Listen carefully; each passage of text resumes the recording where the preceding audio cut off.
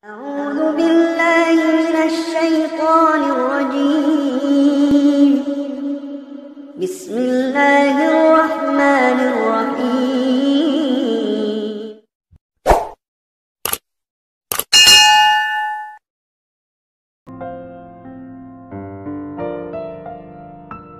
Assalamualaikum warahmatullahi wabarakatuh. Ada banyak tempat misterius yang hingga kini belum diketahui keberadaannya. Tempat misterius tersebut hingga kini masih menjadi perbincangan banyak orang. Adapun disebut misterius karena keberadaannya yang belum ditemukan hingga kini. Tempat-tempat ini juga banyak disebutkan di dalam Al-Quran maupun hadis Rasulullah SAW. Apa saja tempat tersebut? Tonton video ini sampai habis agar tidak sesat. Yang pertama adalah tembok Yakjud Makjud, sekitar 50 km di utara Beijing. Ada desa di kaki bukit bernama Badaling. Dari tempat ini, para turis dan berbagai belahan dunia memasuki pintu gerbang menuju tembok besar Cina. Saking tingginya, tembok itu disebut bisa dilihat dari bulan. Banyak orang yang menyangka itulah tembok yang dibuat oleh Nabi Zulkarnain dalam surat Al-Kahfi. Dan yang disebut Yakjud Makjud adalah bangsa dari Mongol Utara yang merusak dan menghancurkan negeri-negeri yang mereka taklukkan.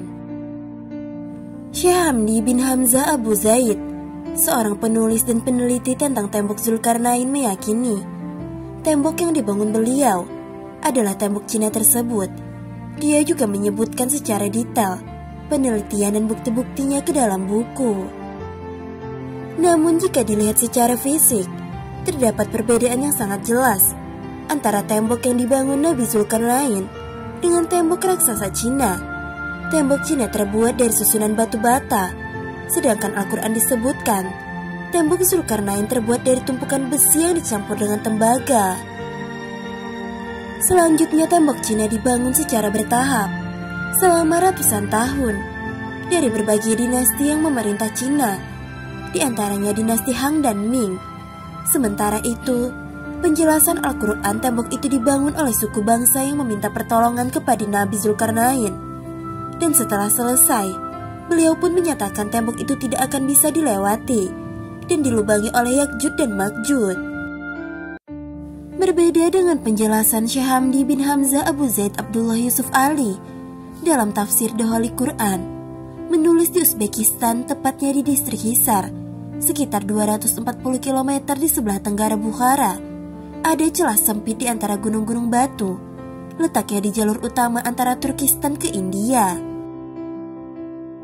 Tempat itu kini bernama Buzgulkhana dalam bahasa Turki, tetapi dulu nama Arabnya adalah Bab Al-Hadid, yang semuanya bermakna pintu gerbang besi. Sayangnya, hasil foto satelit pada ordinat itu sudah tidak ditemukan lagi tembok atau pintu besi tersebut. Yang kedua adalah Telaga Ainul Hayat. Ainul Hayat menurut beberapa ahli tafsir merupakan air kehidupan yang bisa memperpanjang usia manusia. Yang meminum airnya seteguk saja, maka hidupnya akan abadi. Kehidupannya dijamin oleh Allah Subhanahu wa Ta'ala hingga kiamat, kecuali dia memohon kepadanya untuk dimatikan. Beberapa hikayat menyebutkan kalau Allah Subhanahu wa Ta'ala menciptakan dunia, dia menurunkan beberapa tetesan air dari surga ke dunia. Salah satu tetesnya kemudian berubah menjadi Ainul Hayat atau si mata air keabadian. Beberapa sumber juga menyebutkan Dajjal pernah minum dan mandi air ini sehingga tetap hidup hingga saat ini. Tidak hanya Dajjal, seorang nabi bernama Khidir juga dipercaya masih hidup hingga saat ini dikarenakan meminum air ini. Di mana letak Ainul Hayat? Beberapa pendapat mengatakan bahwa letaknya yang dijaga Nabi Khidir berada di Pulau Bermuda. Oleh karena itu, banyak kapal dan orang hilang ketika melewati daerah tersebut.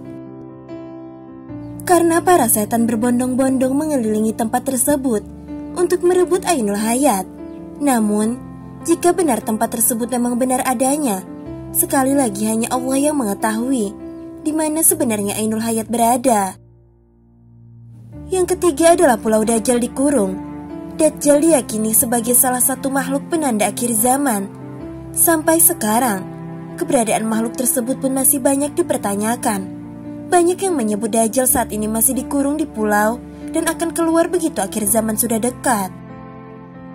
Namun di mana letak Dajjal dikurung tidak ada yang tahu, karena begitu minimnya informasi mengenai di mana Dajjal dikurung. Ada beberapa pendapat yang mengatakan jika Dajjal dikurung di pulau bernama Socotra yang terletak di Samudra Hindia. Kepulauan ini terletak 80 km sebelah timur dari tanduk Afrika dan 380 km sebelah selatan Jazirah Arab. Kepulauan ini sangat terisolasi, sehingga 1/3 dari floranya tidak dapat ditemui di tempat lain selain di kepulauan ini. Namun hal ini tidak memiliki dalil yang kuat, sehingga banyak ulama yang tidak setuju mengenai hal ini. Akan tetapi, sebagai umat Islam kita wajib mengimani akan keberadaan Dajjal, sang pembawa fitnah besar yang akan keluar di akhir zaman. Yang keempat adalah kerajaan Nabi Sulaiman. Nabi Sulaiman alaihissalam adalah putra dari Nabi Daud alaihissalam. Sulaiman dikenal sebagai seorang nabi yang sangat kaya dan memiliki kelebihan yang sangat jarang dimiliki oleh nabi-nabi sebelumnya. Sebagaimana dikisahkan dalam Al-Quran, Nabi Sulaiman adalah seorang raja yang memiliki kekuasaan sangat luas. Istana Nabi Sulaiman disebut Solomon Temple dalam literatur bangsa Yahudi. Saat ini keberadaan istana Sulaiman sudah tidak ada karena runtuh, kecuali hanya tembok sebelah barat yang tersisa dari bangunan kuil atau istana yang masih berdiri. Oleh orang Yahudi, sisa bangunan kuil itu dinamakan dengan tembok ratapan. Dalam beberapa riwayat, hancurnya istana Sulaiman itu bukan karena runtuh, tetapi diruntuhkan oleh orang-orang Yahudi yang sombong dan angkuh. Hal ini dijelaskan dalam surat Al-Isra ayat 4-7. Kisah lain menyebut, ciri-ciri istana Nabi Sulaiman adalah pintu istananya terbuat dari kayu zaitun dan cemara. Lantainya terbuat dari kaca dan emas. Bangunannya pun berwarna-warni, seperti biru, ungu, hijau, kuning, dan lainnya. Dalam versi Yahudi, disebutkan biru mewakili langit, sedangkan merah mewakili bumi. Ungu kombinasi dua warna, yakni pertemuan dari langit dan bumi. Konon di lingkungan istananya terdapat bangunan lain, seperti gapura di sebelah barat daya. Juga istana ini memiliki 32 pilar di pintu gerbangnya. Beberapa meyakini fondasi kuil Sulaiman kini berada di Masjid Al-Aqsa. Namun karena sudah roboh, kuil ini tidak bisa dibangun kembali. Mengapa Yahudi ngotot ingin menghancurkan Al-Aqsa? Konon bukan Al-Aqsa yang dijadikan persoalan, melainkan simbol dari kuil Sulaiman sebelumnya. Konon kuil Sulaiman terletak di sebelah selatan The Dome of Rock, yaitu masjid yang dibangun oleh Khalifah Al-Walid dari dinasti Umayyah. Yang kelima adalah sumur Barhut. Beberapa tempat di bumi menyisakan misteri yang belum dijelajahi oleh peneliti, termasuk sumur Barhut. Sumur ini diyakini bukan digali oleh manusia, melainkan dengan bantuan bangsa jin.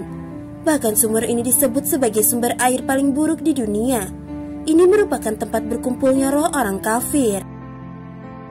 Barhut adalah legenda yang masih dalam perdebatan hingga saat ini, termasuk apakah di sana lokasi disimpannya ruh orang kafir. Lokasi sumur ini berada di lembah padang pasir bernama Barhut, Hadramaut, Yaman. Banyak yang mengatakan tempat ini sebagai awal munculnya kehancuran dunia dan menjadi tempat yang paling tidak bisa ditinggali. Sumur ini memiliki luas 100 meter dan kedalaman sekitar 250 meter. Yang keenam adalah Gunung Qauf. Seusai Safajari Mi'raj dari Sidrah Al-Muntaha di lapis langit ketujuh, di tengah perjalanan menuju bumi, Rasulullah menyaksikan panorama yang teramat indah. Layaknya blue fire, tampak sinar biru membelah angkasa raya. Terpesona dengan panorama itu, Rasulullah mengajak Jibril mengunjunginya, dan ternyata sinar biru itu adalah gundukan gunung besar bernama Jabal Qauf atau Gunung Qauf. Al-Alusi mengilustrasikan Jabal Qauf sebagai gunung halimunan yang tak nampak oleh mata biasa. Itulah gunung misterius yang jarang orang tahu. Jabal Khawf adalah sejenis gunung berlapis hingga 70 lapis. Ibnu Ashur mengatakan, warna biru langit berasal dari pantulan cahaya biru Jabal Khawf, meski tidak ada yang tahu keberadaan gunung ini hingga saat ini.